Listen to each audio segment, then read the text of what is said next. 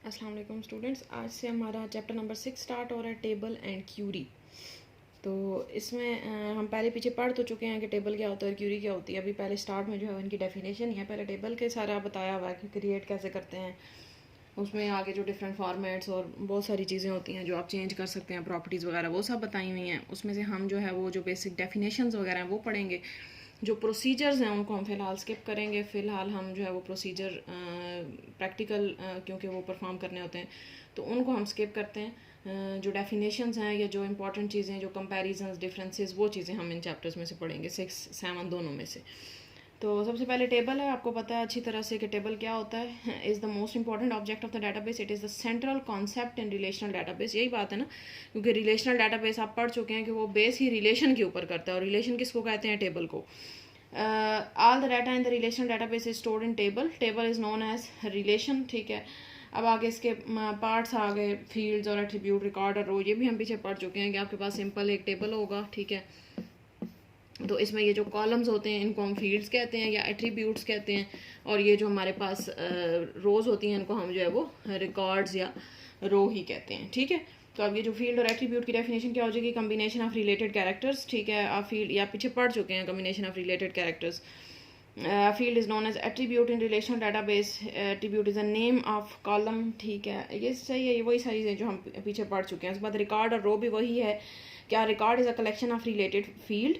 Record is known as the tuple in the relation. ठीक है, यानी कि जब आपके पास मल्टीपल, जैसे फॉर एग्जांपल ये मेरे पास नेम का है, ये मेरे पास रोल नंबर है, ये क्लास है। ठीक है, तो ये मेरे पास एक फील्ड होगी, ये भी कम्बिनेशन ऑफ कैरेक्टर, ये दूसरी फील्ड, ये तीसरी फील्ड। तो रिकॉर्ड आपके पास क्या होता है?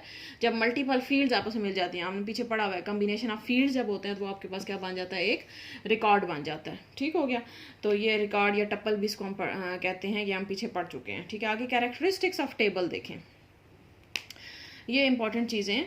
कैरेक्टरिस्टिक क्या होता है कि each the table of the relational database have the following characteristics, यानी कि ये वाली चीज़ें जो है वो हर टेबल में होंगी।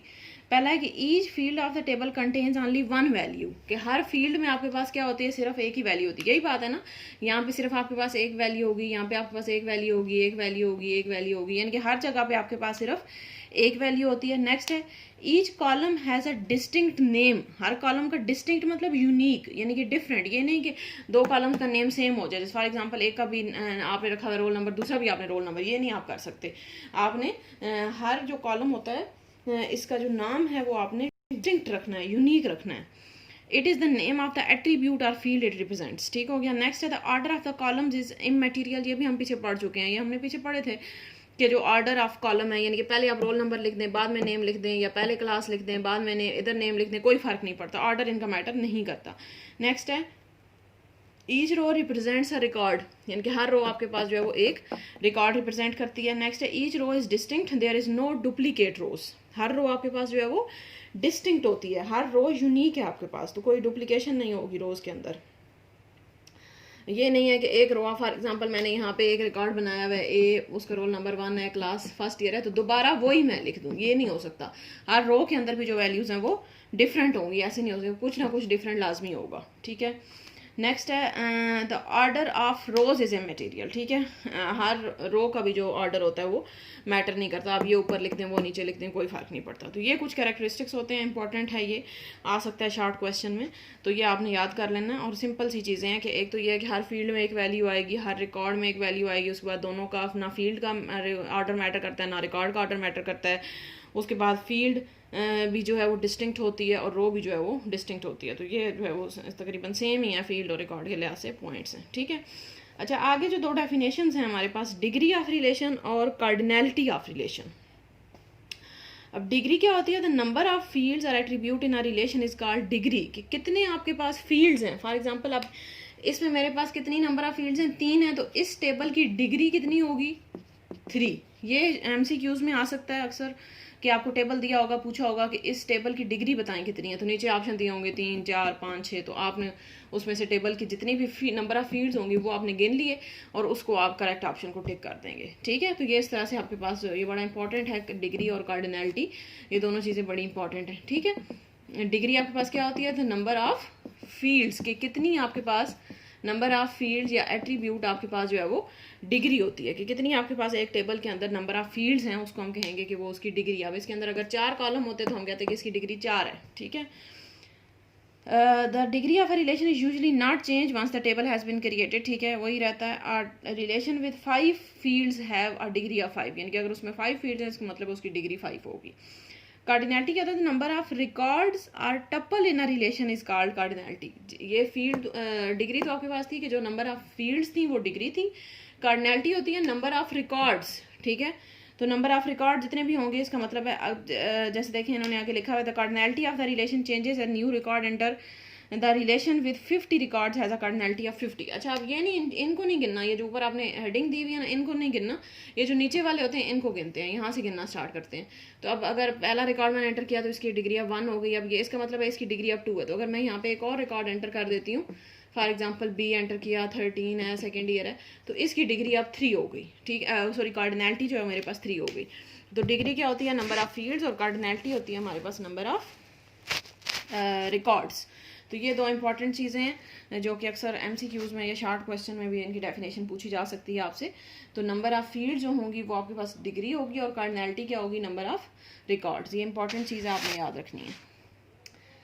अच्छा जी, नेक्स्ट ये छोटा सा एक टॉपिक था आपका टेबल की, इन्होंने थोड़ा सा इंट्रोडक्शन करवाया है। आगे है what are 2 table views available in MS Access. अब आगे थोड़ा प्रैक्टिकल पॉइंट ऑफ व्यू से स्टार्ट हो रहा है, तो इसमें से जो इंपॉर्टेंट चीज़ें हैं वो हम करते जाएंगे साथ साथ। सबसे पहले है कि व्यूज़ कौन कौन से होते हैं जो कि अवेलेबल हैं एमएस एक्सेस में। तो 2-3 टाइप के व्यूज़ हैं, इसमें से 2 बहुत इंपॉर्टेंट हैं। एक है डिज़ाइन व्यू और एक है डाटा शीट व्यू, ठीक है। पहला है आपके पास design view.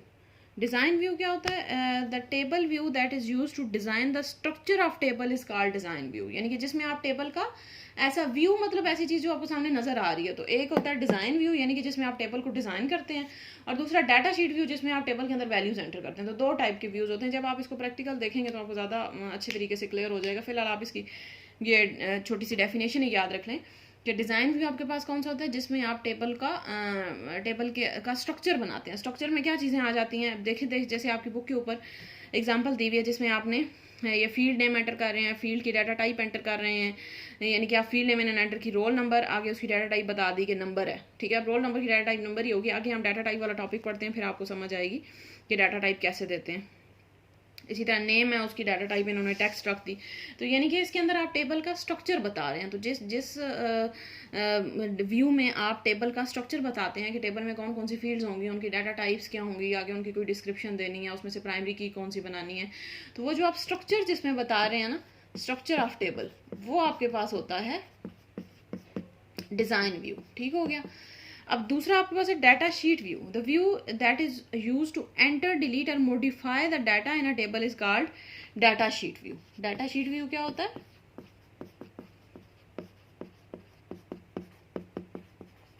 Data sheet view जिसमें आप जो है वो enter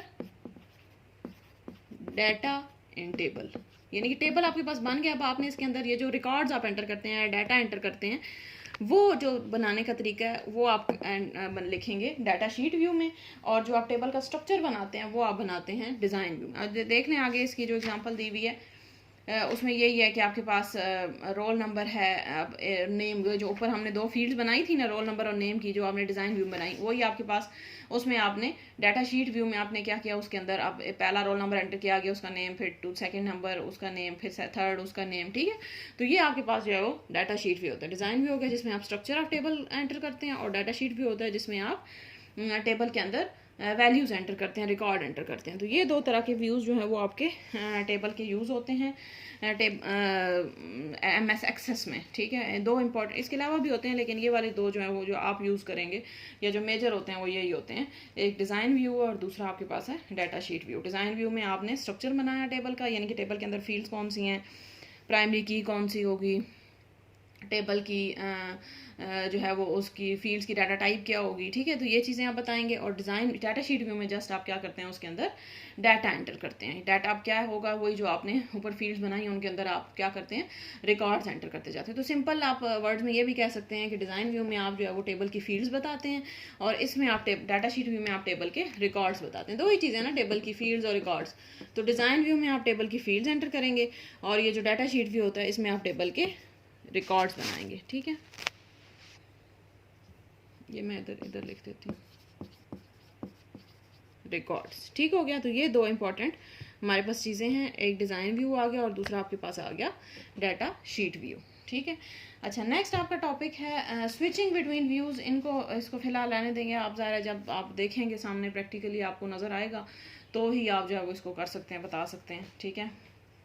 next, explain the procedure for creating the table in MS Access. के टेबल MS एक्सेस में क्रिएट कैसे करते हैं। अब a table is created in database. The option create table in design view is the most common way of creating a table. Different methods of creating a table are as follows. अब ये तीन जो है हमारे पास methods हैं table create करने के।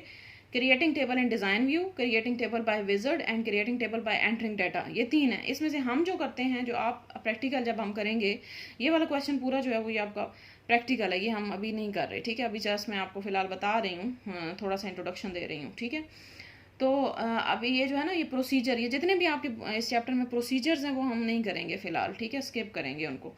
तो अब यहाँ पे ये जो पहले इसमें ऑप्शन है क्रिएटिंग टेबल इन डिज़ाइन व्यू, तो हम ये वाला ऑप्शन जो है वो अवेल करेंगे। इस ऑप्शन पे हम जो है वो जब आप प्रैक्टिकल परफॉर्म करेंगे तो हम इस ऑप्शन में, यानी कि डिज़ाइन व्यू कौन सा है, यही जो हमने अभी पढ़ा है, कि जिसमें आप पहले स्ट्रक्चर बताएंगे फिर आप उसको डाटा एंटर करेंगे, यानी कि हम ये वाला काम करेंगे। इस वजह से मैंने आपको ये वाला टॉपिक करवाया है कि आपको पता हो कि डिज़ाइन व्यू क्या होता है और डाटा शीट व्यू क्या होती है। डिज़ाइन व्यू क्या होगा, जिसमें आप टेबल के अंदर फील्ड्स बनाएंगे, टेबल की फील्ड्स बताएंगे, उसकी डाटा टाइप्स बताएंगे। और डाटा शीट व्यू क्या होगा, जिसमें आप टेबल के अंदर डाटा जो है वो एंटर करेंगे। अब डाटा से क्या मुराद है, जो भी उसके अंदर रिकॉर्ड्स होंगे, यानी कि जो भी आपने फील्ड्स बनाई हैं उसके अंदर जो है वो आपने जस्ट वैल्यूज एंटर कर देनी है, तो वो आपकी डाटा शीट व्यू बन जाएगा।